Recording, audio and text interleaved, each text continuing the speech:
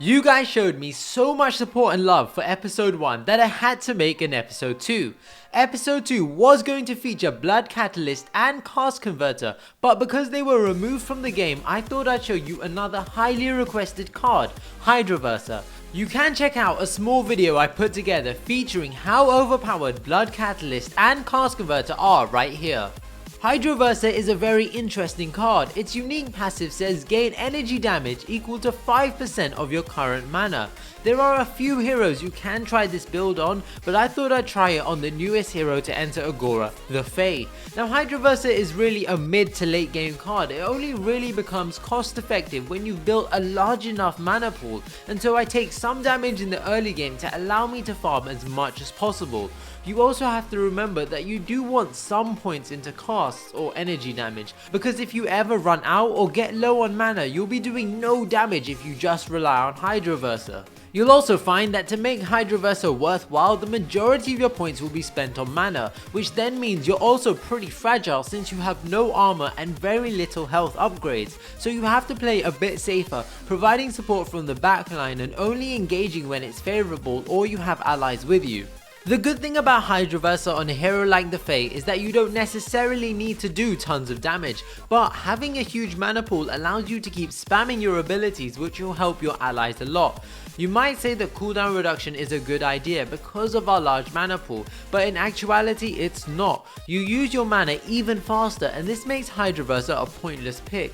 You can go for a card like Mind Flow, which will give you 12.5% cooldown reduction if your mana is over 50%. Just be careful not to spam your abilities too quickly.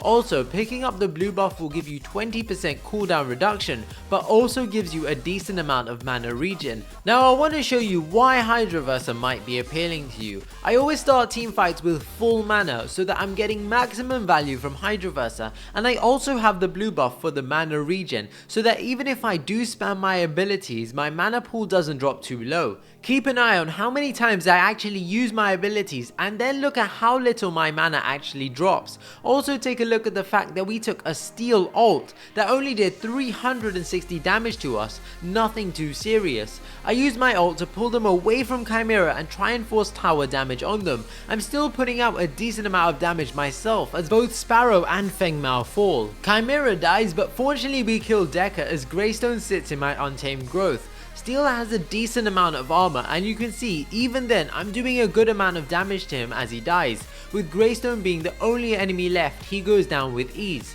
If you look at my mana pool, I finished on around 1900, which means I only used up 300 mana within that whole fight, and I used my ultimate and spammed my other abilities. Remember, mana regen did give me back a fair portion of it, but I only really lost 15 energy damage from the start to the end of that fight. So how good is Hydroverser? Well, it's okay. It definitely restricts you from building a lot of other stats, and the fact that it scales off current mana means that you tend not to use your abilities as often as you would like, and you end up having to invest points into mana regen just to sustain a decent amount of mana to ensure your Hydroverser is actually doing something. Are there better builds for the Fae and other heroes? Of course, but that doesn't mean Hydroverser isn't a worthwhile choice. When I played with Hydroverser, my plan was to use my abilities at the start of a team fight on the highest priority target. This would mean they take the most amount of damage from me because of course the more abilities I used, the lower my current mana pool would be and the less damage I would do. The fact that Phase E returns mana on hit was pretty nice and meant that you could spam that ability as much as you wanted and you'd get a decent amount of damage out of it because you'd be near full mana. The only problem with Hydroverser is, like I mentioned, it is really restricting. If you want to get value out of it, I think you can get up to 3000 to 3500 mana, which means you'll be doing at least 175 energy damage.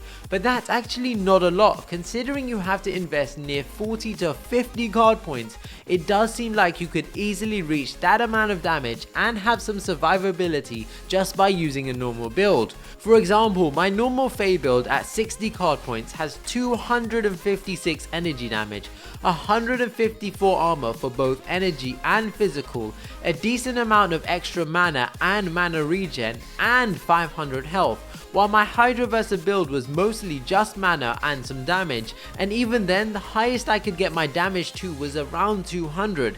If I wanted to get it higher, I'd be sacrificing way too much to the point where the card and Hydroverser as a build is pointless. So what's the verdict? You've heard both sides of my argument throughout this video, and I did win my games with Hydroverser, but it just felt like the passive seemed cooler than it actually was. I really did want to make Hydroverser seem awesome and overpowered, but in reality it's probably a well balanced or maybe even underpowered card that is unlikely to see any real play, especially in more higher ranked games. Maybe if the card scaled better at 7.5% of your current mana pool, or maybe even 10%, it might be worth the investment, but in reality it's just a card you try once and get rid of. There are a lot better ways to play these heroes, and you won't have much fun having to manage your mana with such tight restrictions. Thanks for watching episode 2, I hope you guys enjoyed it. Do leave a like if you did. Be sure to leave a comment down below on which cards you want me to try in future episodes, or if you have any feedback on how I can improve this series, that would be greatly appreciated. Until next time guys, peace.